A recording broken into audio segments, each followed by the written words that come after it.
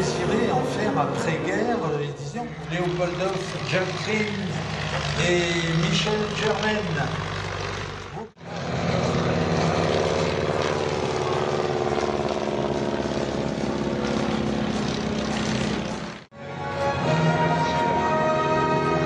Et c'est exactement comme ça que ça se passait. Là, vous avez un Fokker triplan qui pourchasse un triplan également en anglais, celui-là, un Sopwith Trotter.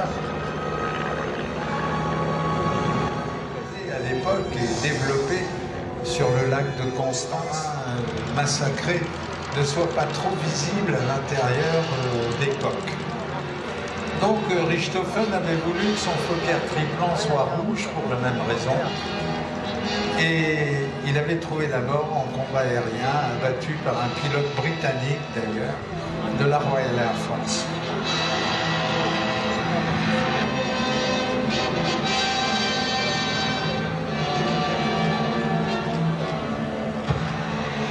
Chez les Français, le pilote le plus emblématique était un pilote qui finalement n'aurait jamais dû devenir pilote.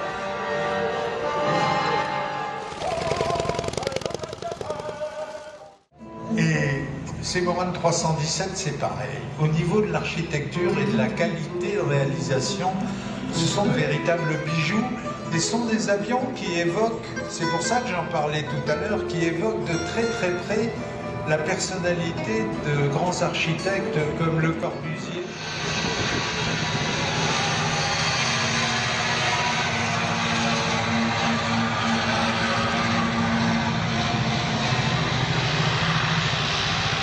On le met en l'air et on reparlera de lui un peu plus tard. Finalement, la paix était revenue et les esprits étaient calmés. Après l'épisode de la guerre, de la fièvre espagnole, de la grippe espagnole qui tua plus de monde d'ailleurs, des usines Junkers qui étaient la création d'un type absolument fabuleux, fabuleux d'ingénierie, de savoir-faire, mais aussi de courage, puisqu'il finira d'ailleurs ostracisé par l'Allemagne nazie et finira par disparaître en étant véritablement martyrisé, il n'y a pas d'autre mot.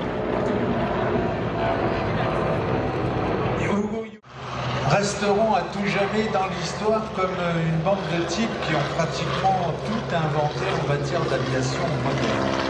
La structure britannique, moi particulièrement à Hugo Junkers, des avions qui volaient tellement doucement qu'à la limite ils pouvaient se poser presque sur place.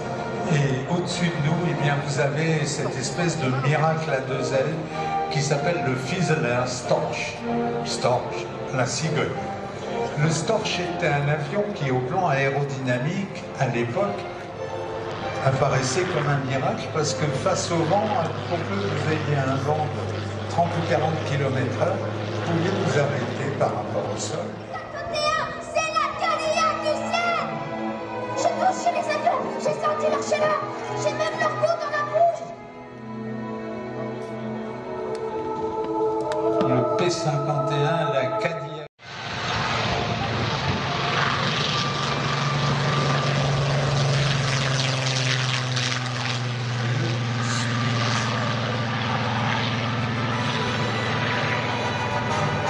Le Spitfire est un avion qui est entré dans tous les livres Disney. Quand vous avez bien respiré, le Spitfire est devenu un mythe. Pourquoi cet avion construit à des gamins a construit cette espèce de réputation? C'est pas tout à fait faux. Certains vous diront non, c'est pas vrai. Non, non, c'est pas tout à fait faux.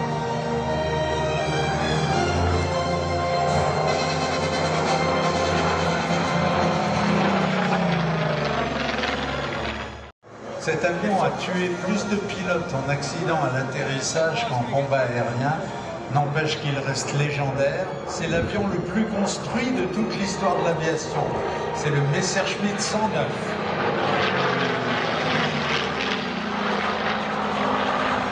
Un tout petit avion avec, comparé au Spitfire, des ailes de faible surface avec un moteur Daimler-Benz pour lequel on avait à l'époque inventé l'injection directe qui est dans toutes vos voitures. Un avion, quand on s'installe dans un Messerschmitt, on n'a qu'une envie, c'est d'en sortir au plus vite. Tellement le cockpit évoque un peu un cercueil. Quand on compare les scores, parce qu'il faut bien un moment le faire, des pilotes allemands de la dernière guerre mondiale, eh ben, on se rend compte qu'on a affaire à des types qui étaient monstrueusement compétents. Parmi les plus grands pilotes allemands, donc les plus grands pilotes de chasse de toute l'histoire, eh ben, ont tout dessiné ces avions pour qu'on se foute sur la gueule en 1939. Ben ensuite, ils ont fusionné leur savoir-faire.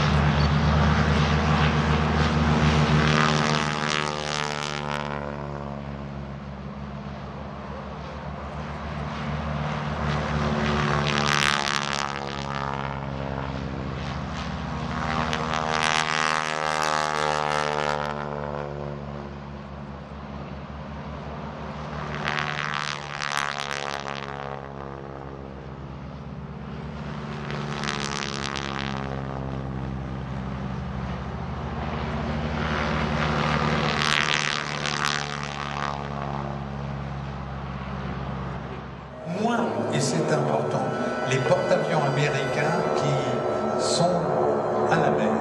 Et soudain, arrivant du nord, au-dessus de tous les aérodromes, au-dessus de Pearl Harbor,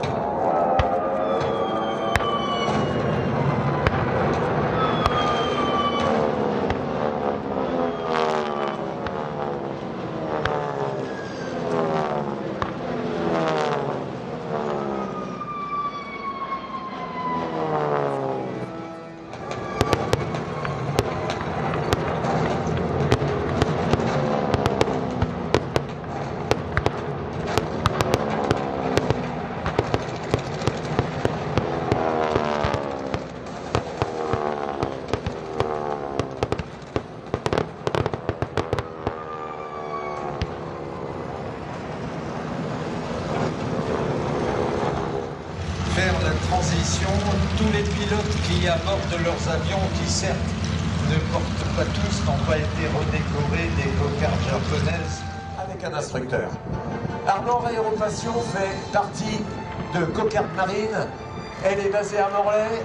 Jean-Michel Laporte est aux commandes. C'est un monsieur qui aujourd'hui travaille pour Top Training. C'est à Morlaix et il a été responsable de la formation de vol. Il est derrière. Il a 5000 heures. Il a été pilote de chasse et puis il a été pilote également de PATMAR, c'est-à-dire la patrouille maritime, les ATL2.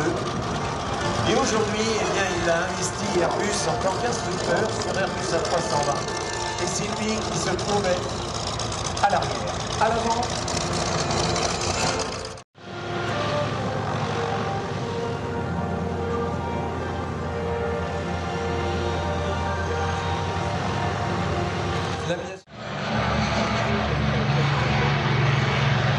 et cette jeune femme qui était fort belle et dans un certain style, on peut dire qu'elle était quasiment à l'origine du cheveu court, du pantalon et du blouson serré et ajusté pour les pieds dans le ciel actuellement. Et ce que vous avez vu avec l'Electra, ben, l'an dernier, on a utilisé dans le monde entier 3,5 milliards de billets d'avion. 3 000 milliards et demi de billets d'avion utilisés l'an passé par les habitants de cette planète que nous sommes tous. Et ce nombre va doubler d'ici l'an 2033. Ces avions qui sont dans le ciel au-dessus de nous, ben, ils sont là parce qu'ils ont changé notre civilisation.